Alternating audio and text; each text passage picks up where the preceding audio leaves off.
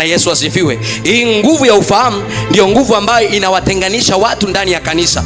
Kuna watu katika kanisa wanaweza wakawa ni wa mwilini, watu katika kanisa wanaweza wakawa ni watu ambao ni wachanga, watu katika kanisa kuna watu ambao wamekuwa kiroho. Sasa kinachotofautisha ni hii nguvu ya ufahamu, nguvu ya ufahamu ambayo Mungu anaitoa kwa ajili ya kanisa kukua, kwa ajili ya mshirika mmoja kukua. Bwana Yesu asifiwe.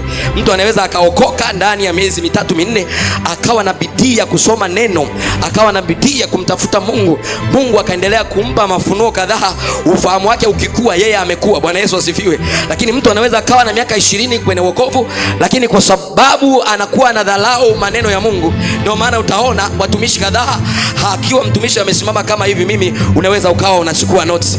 Nikimleta mtoto mdogo kule, nasema leo tutafundishwa na mtoto mdogo. Kwanza unafunika Biblia, unaweka pembeni. Bwana Yesu asifiwe. Ni namna ambavyo wewe unatamani kuruhusu Mungu aseme na wewe kwa mtu yoyote yule. Jamani, amina.